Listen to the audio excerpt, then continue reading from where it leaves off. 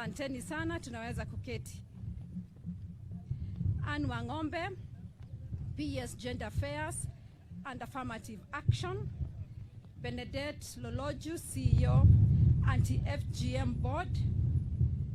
Alamitu Jatani, Chair Lady, County First Ladies Association. Elected members present, led by our Member of Parliament. Council of Elders from Narok and Kajiado counties. Partners present, distinguished guests, ladies and gentlemen. Enter Super Pokin. Good afternoon. Bwana Yesu asifiwe. Mercy si Yesu. In every generation, there comes a moment when the truth refuses to hide behind numbers. When the pain of our daughters demands to be seen, not counted. There are moments in our nation's life when statistics become stories, when numbers begin to breathe, and when data turns into daughters. I bring you warm greetings from His Excellency President Dr. William Samoei Ruto. The President stands firmly with us in this national mission, and he believes, as we do, that the safety and dignity of our girls is not just a woman's issue. It is a Kenyan issue, a moral issue, and a generational responsibility. As we gather here at the start of the global 16 days of activism against gender-based violence and the My Dear Daughter campaign, I cannot help but see their faces. The little girl in Narok whose laughter stopped the day she was told she must become a woman. The teenager whose dreams were not interrupted by failure, but by a blade that leads to silence. These are not stories from far away. These are our children, our daughters, our Kenya. Ladies and gentlemen, today is different because today we are not standing in silence. We are standing in defiance. Today, we are not mourning circles of harm. We are rewriting a future of hope. Yes, Kenya has made progress. Our national prevalence of FGM has declined from 21% in 2014 to 15% in 2022. This is encouraging. This is commendable, but this is not enough. The Ministry of Gender, Culture and Children's Services, through the Anti-FGM Board, remains a critical institution in this effort. I wish to commend the board for initiating the review of the Prohibition of FGM Act 2011 to ensure the act is strengthened, responsive, and more enforceable. In 2022 counties, the prevalence remains unacceptably high. High enough to cost girls their childhood.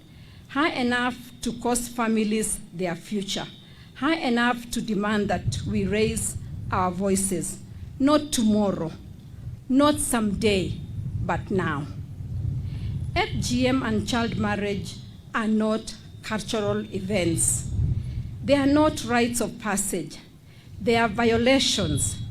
They are violence. They are the theft of innocence, urgency, and life itself. Yet in the middle of this turmoil, something shifted. The Maasai elders of Narok and Kajiado chose to declare, no more, not in our time, not to our daughters. This is a national turning point. This is a community taking ownership of change.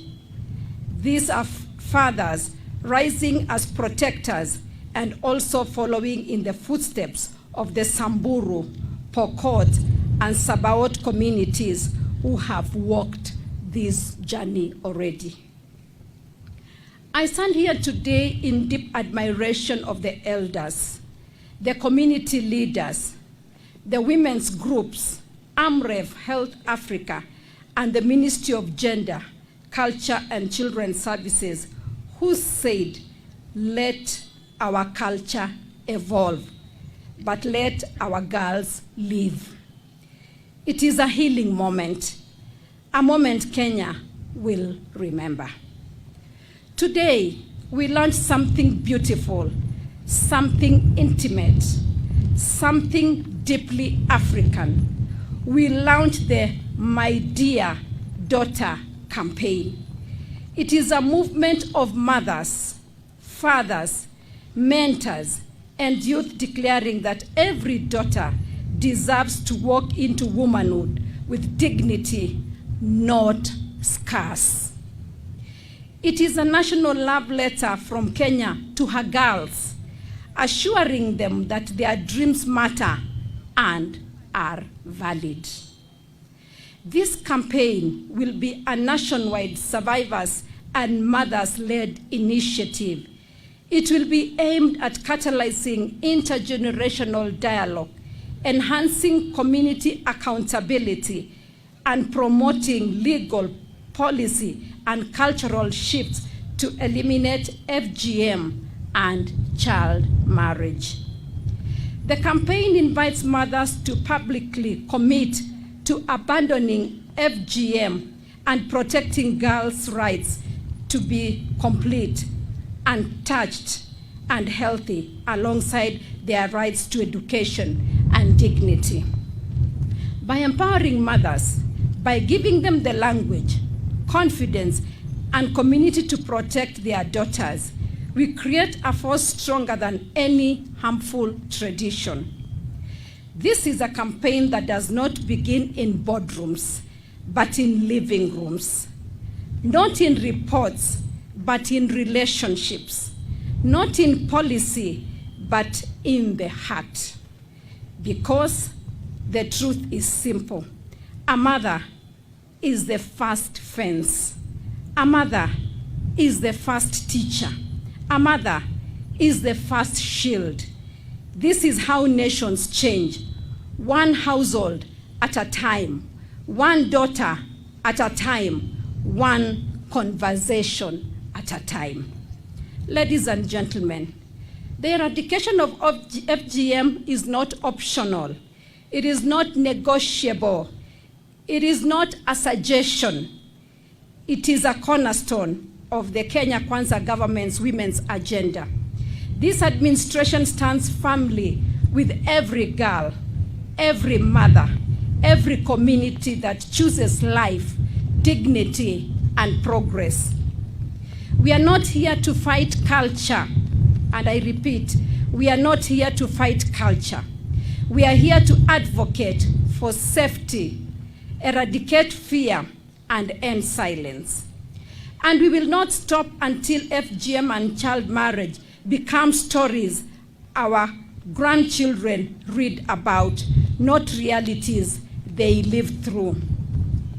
As a mother of this nation, this is my clarion call to our fathers: protect your daughters with the same strength you use to lead your homes. To our mothers, speak boldly, teach fearlessly, stand bravely. To our community elders, use that wisdom not to defend the errors of the past, but to safeguard the dignity of the future. To the chiefs and sub-chiefs, use your authority to enforce our laws without compromise and ensure every girl is safe within the boundaries of your jurisdiction. To our religious leaders, we ask you to use your pulpits and your teachings to uphold the sanctity of life and the protection of the vulnerable. To our teachers, be the eyes that see early and the voices that intervene. To our partners and civil society, work with us and support this mission. So our young people, use your creativity, your voice, your art, and your platforms to say no to violence, no to mutilation, no to the theft of childhoods. The future belongs to you, but so does the responsibility to make it better. Let your generation be the one that ends FGM completely, not because the Lord demands it, but because your conscience does. If our daughters could hear us today, what do we want them to know? That their bodies are sacred, that their dreams matter, that their lives belong to them, not to culture, not to pressure, not to fear, that they are the future and that Kenya will protect them.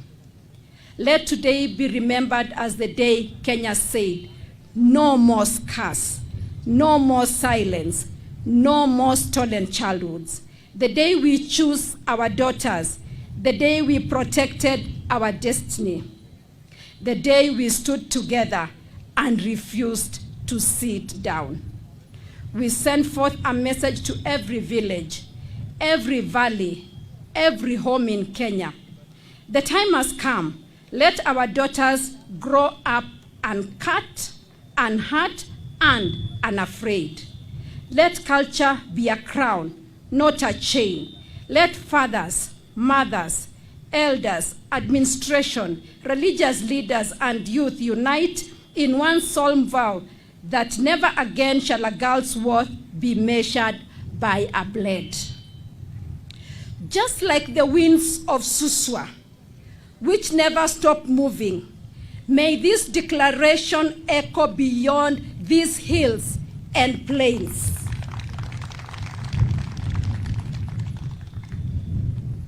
Let me repeat that.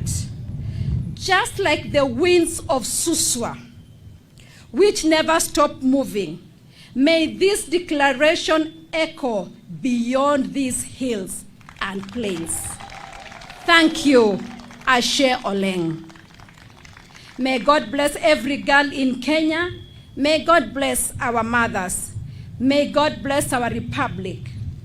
I now declare the national 16 days campaign against gender-based violence and the My Dear Daughter campaign to end FGM in Kenya officially launched. Asanteni sana. Nafikiria maneno tumeongea na singependa kurudia zaidi ya yale ambayo yamesemwa na wote ambao wamesimama hapa kusema. Lakini jambo moja tu ambalo ningependa kuacha na sisi sote kama vile nimesema ni kwamba hili suluhisho la kukomesha FGM, ukeketaji wa wasichana wetu, utaisha na sisi kama familia. Kwa kina baba, kwa kina mama. Wakati tunaketi katika sebule zetu, tujue kwamba wakati tunaongea, tutamaliza hili shida ya kukeketa wasichana wetu. Asanteni sana. Mungu awabariki.